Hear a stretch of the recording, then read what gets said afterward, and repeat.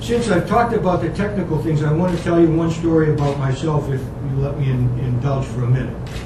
When I was a second lieutenant, I came out of the basic school, Quantico, and I went immediately off to I can't tell you where, a combat situation.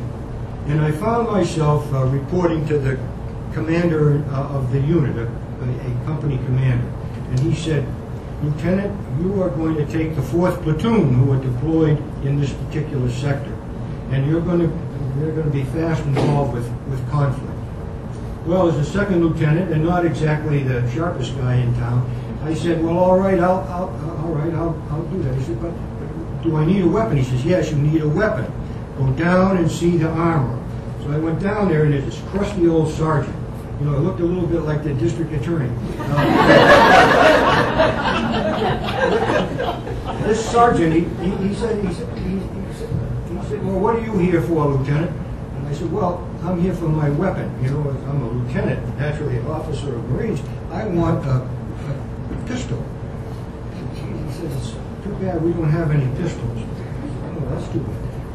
Well, he said, but let's see. He said, "What else would you? How about a rifle? I mean, I've had some rifle training. I could do that." So I'd have to take a rifle. "No, we don't have any rifles either." I said, "Well, gee whiz, what do you have?" He said, "For you, Lieutenant, we have a magic broomstick." Now, you know, I'm a little bit naive, but magic broomstick. He said, "Yes." He said, "Take the magic broomstick and go up and join your platoon." So I did. I took the magic broomstick and went up to the platoon.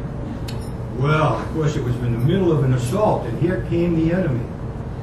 So as the crusty old sergeant had suggested to me, I put the broomstick to my shoulder and said, "Ratty-tat-tat, ratty-tat-tat." Boy, the enemy fell. Ratty-tat-tat, ratty-tat-tat. The enemy fell. Ratty-tat-tat, enemy fell. One enemy didn't fall. One enemy kept on coming, kept on coming. Ratty-tat-tat, ratty-tat-tat. I fell back into the foxhole.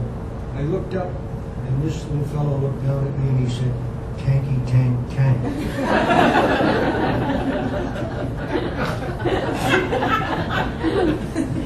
Well, to sum up, if you will, to sum up, we see this requirement that's laying out in 2030, but we've got to hark back to, if you will, today. We want these youngsters. So, how can we add anything to this equation? You've got some very talented people to fill this room. You've got people who are really working hard in this area.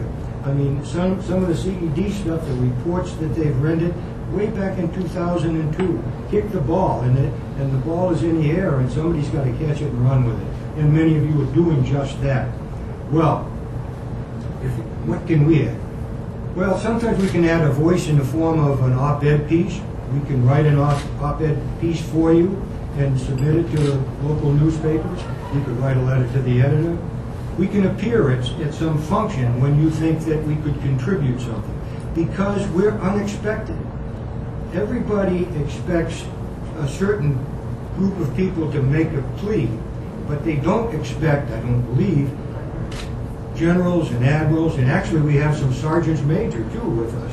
So that makes an impression that, and especially when you bring the national security issue to bear on all of this discussion. So with those thoughts in mind, you remember I told you not yet early on. Well, let me conclude. You know, some of you are not as old as me, many of you are not as old as me, but General MacArthur had something to say when he retired, and I don't happen to agree with it, because he suggested that old generals just sort of fade away. We don't fade away. In mission readiness, we're ready to serve, but we need your help, and we need your help in the form of asking us. And so I want to introduce, and I have her name right here, Lori King Kosis, and I want to have Lori stand right up. And if you're in New York, and you can call Lori or catch her before you leave here today, and find out how you get people like me and my colleagues to come forward and be of some assistance and value to you. So I thank you very much, Susan and Rich, for sharing the podium here, or the table. And I thank all of you for being attentive and welcoming me to New York. Thank you.